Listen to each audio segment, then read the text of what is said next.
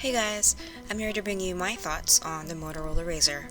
I'll do an unboxing and then I'll be demonstrating how it fits into my various pockets, comparing it to the Pixel 3 and Palm phones, a very important practical aspect for me, which doesn't seem to be talked about much in other Razr reviews. This video is meant to be just a chill video without much voiceovers, so feel free to jump to any sections I mentioned below, and I'll be back at the end of the video.